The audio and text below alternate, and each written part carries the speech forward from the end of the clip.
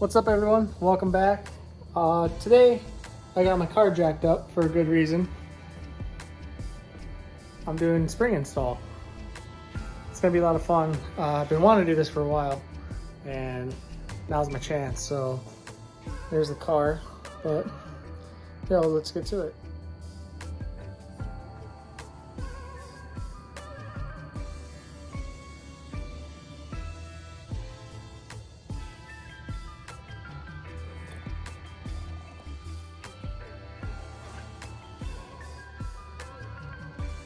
All right, so to start, I'm gonna take off the wheels on my car.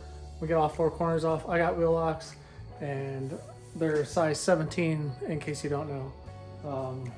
It is pretty challenging to get this thing up on jack stand, so if you manage to do so,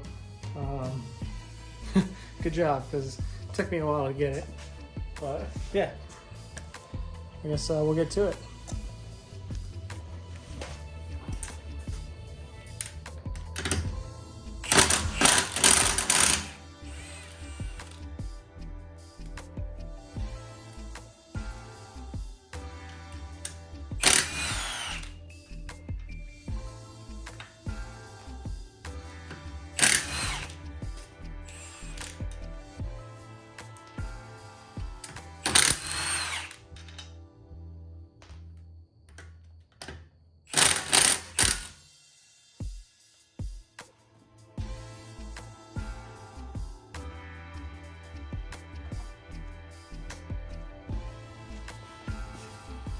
I got this for my Volkswagen. Appears it might work on the BMW.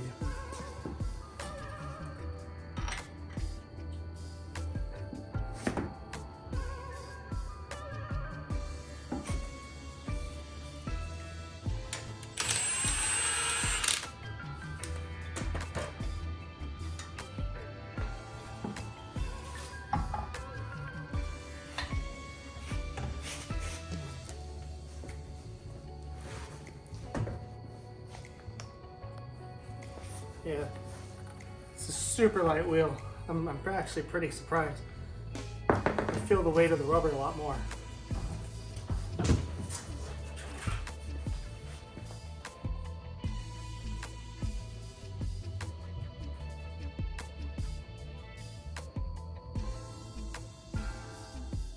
So I was checking something out on here. I haven't seen this before. Nobody seemed to mention it, but there's an arrow indicating this to point up. There we go. Oh, I had a rock stuck in there. But yeah, I guess it's a there's another rock. It's an anti-deflector to send a lot more cool air, so that's pretty good to know on a track day, since I do take my car to the track. But those came out pretty easy. It's just a little arrow indicator. Well, it's not even an indicator, it just looks like there is. F90, huh? Crazy. Well, anyway, there's that, in case you didn't know. Okay, so what I gotta do is unplug the sensor that's right here and take out the other stuff in order to prevent me binding. I'm not sure if I need to take off the sway bar end link yet. If I have to, I will. So yeah, let me get these guys off.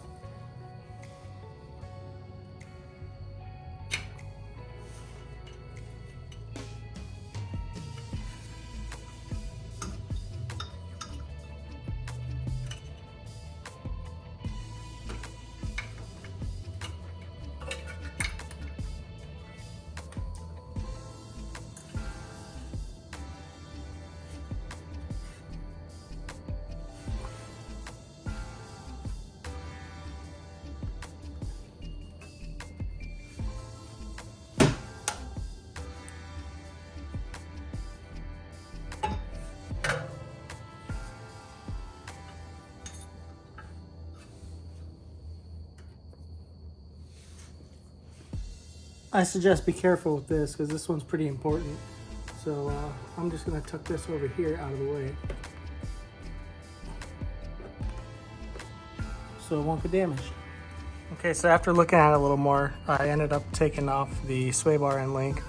But I have everything loose. I just need to get the brake thing, the bracket on this brake right here off, which should come up pretty easy. A little finesse should come up, but I'm gonna do that off camera so I can actually see what I'm doing. I need to clean these calipers. They got pretty dirty. Nice big brakes. So yeah, once I get that, I'll end up supporting the bottom here and then coming up top to get the top of the strut bolts out. Okay, so I got the springs out. Here's the stock one. So yeah, let me get this sucker back on, back in place, and then back together. All right, I got the top end put back together. And now I just need to put this back on, put all the wiring and the plug in the sensor and put the brake back on the brake line back on the bracket. And I'm gonna go clean my wheels since I have them off. So I'm gonna leave that for tomorrow. So I'm gonna jump on the rear side now. The driver's side is similar, except there's a level sensor on the bottom that you have to do. So yeah, I'm gonna skip to doing the other side and just do this side. That way I could kind of keep this film a little short. All right, well the driver's side's in now. Literally it took about 8 minutes to do. It's pretty straightforward, pretty easy. The other side took about 10-15 minutes only because I was trying to record it. But now back to the rear. Actually, up front, right here is that level sensor I was telling you about. It's kind of dark, but it's right there on the lower control arm. I'll show you in the back. In the back, got this already prepared. Sorry. Oh, sorry, I can't really see. Right there's the second level sensor. You just pop it off, and then you're able to take it all apart. So here, what I'm gonna end up doing is taking out this here, and this as well. So I will put my jack under here with the piece of wood so I don't damage this up or leave any scarring. So you take this out, take that out, lower this down. It will then allow you to pull the spring out. So it's pretty easy. I'd imagine it'd take about 10 minutes each side to get it done. So yeah, I'll try to record doing it. I might do the other side, there's more room. But holy cow, I've never seen such a huge rear brake rotor on a vehicle. This thing's freaking massive. So the spring is in now. What you're gonna wanna do before you tighten this rear bolt and this shock bolt is put a jack under it if you're working like I am. But raise it up and compress the spring and then tighten these. That way you don't ruin your rubber, whatever those things are called, I forgot.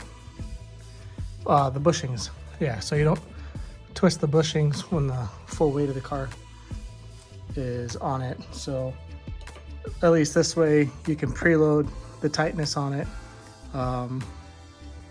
and they'll last a lot longer.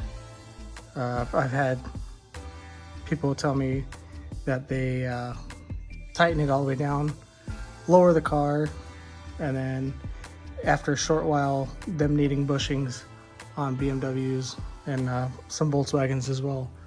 But if you do that, you'll save the bushings, which is pretty expensive, I'd imagine, for this car because they probably don't even sell them yet. But yeah, so that's what I'm gonna go ahead and do. I'm gonna jack this up, tighten her up, torque it down, and then do the other side. But I'm about out of time for the night, so for me it'll be a whole day worth of work and then coming home, cleaning the wheels and all that, putting it back together. But for you guys, it'll just be a matter of seconds. So see you tomorrow. Okay, so it's daytime now. Had a pretty short day. Pretty happy about that. So I'm gonna be washing the wheels because they're pretty dirty. But I did forget to go buy some ceramic coating, so I'm gonna go ride my bike, go pick some up from the store so I can get those ceramic coated before I put them back on. Because they're a pain in the ass, big pain in the ass to keep clean. But I have been kind of looking over at this thing because I do plan on drifting it. As you guys know, it's got an electronic e-brake and you can't really pull that. But yeah, so I was looking, kind of brainstorming. Doesn't look like there's much you could do other than what the drift guys, or the Red Bull drift team people did by making their own custom rear hubs. I haven't really checked out the front much, but I'm probably gonna do that right now. So we're at the driver's side rear, and it's freaking such a big rotor, it's insane. It's almost as big as this whole flashlight. But there's really not much you could do. Possibly make a bracket or something that could come up this way. There's a kind of a provision right here. Yeah, I mean, with this out the way, I'm sure you could drill and tap that to a larger hole and make a custom bracket out of aluminum to hold a caliper and put it up here. I kind of don't have the time to be looking at all that right now. Otherwise, I'd take it apart because my other car is not done and I'm driving that when I'm not driving this. But yeah, I mean, the front is pretty straightforward. It's like any other BMW. So an angle kit up here would be pretty similar, I'm sure. Getting an aluminum bracket with that bolts into here that moves this more this way, like what I've seen would work. And then a full-on control arm change, but they have this kind of different compared to the E90. Oh. See, look at that, just catching stuff. It's crazy. I didn't even notice that last night. Also, wouldn't even get any cooling. But yeah, I don't know, hopefully the market will change and we'll get something out there. That way it's easy, because I'd like to put a hydro in this for when I do start actually drifting in the sucker. But time will tell.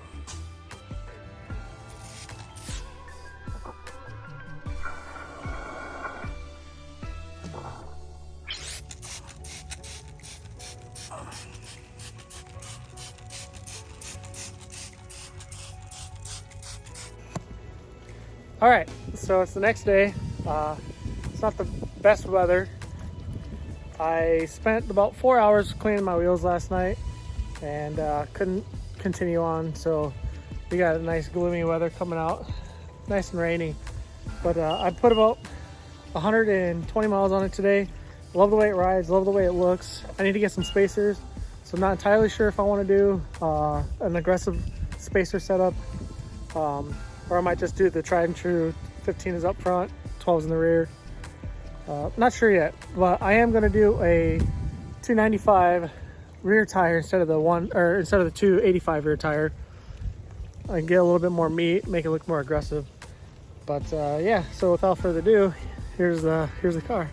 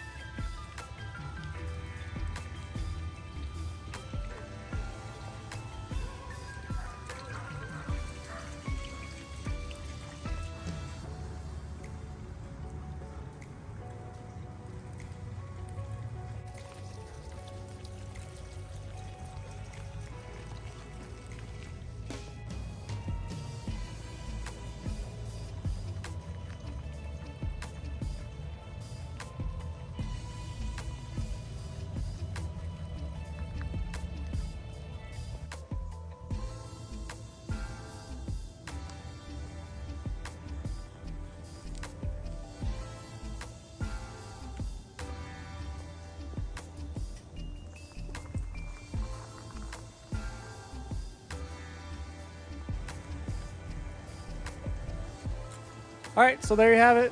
The spring install went pretty good. It took maybe about an hour. Probably would have took about 45 minutes if I didn't have to try and film some stuff. But I really love the way that it came out. Like I said, I'm not sure about the spacers I want to do yet. Yeah, so future plans are to do the M Performance carbon fiber side skirts, the M Performance carbon fiber rear skirt. Not too sure on the diffuser. I want to do a high wing like Mazek on Instagram, if I pronounce that correctly, but it's Mazek. You'll find them if you look them up. But as far as the front end, the new grill that just came out that's in carbon fiber, I'm gonna get that for this. I know there's pre-orders going on right now, but I'm gonna have to wait a month before I can order it because I'm gonna do the front lip possibly too. I'm not too keen on the price of the lip. The grill for $1,500, I think it's a good deal, but for the lip, I don't think $2,300 is good enough for me to want to spend that much. There's another grill that is, or sorry, there's another lip on, what is it, Carbon UK Cars or UK Cars Carbon on Instagram. Really super aggressive, just like the M Performance style, where it has the kind of canard that comes up. It comes out about right here and then has a nice sharp a splitter that comes up. So I don't like this. I think BMW should have made this paint matched. Most of the front lips out there, it utilizes that. It doesn't look right. So the lip that I want to do, whichever one I go with, will replace that to, complete the look. And I feel like it's incompleted as far as that lower part of the bumper. The grill, everything looks great. Carbon fiber brake ducts, I'll be doing those once I do the grill, so I don't have to take it apart multiple times. But yeah, so thanks for watching. If you're following the Corrado build, I have a few more things I have to do, and I'll post the second part of that video. But yeah, if you haven't already, like, subscribe, and share to your homies who's got some M4s or likes the M4 over the G80, whatever it is, and continue to follow along with me on the build. So thank you guys. See you later.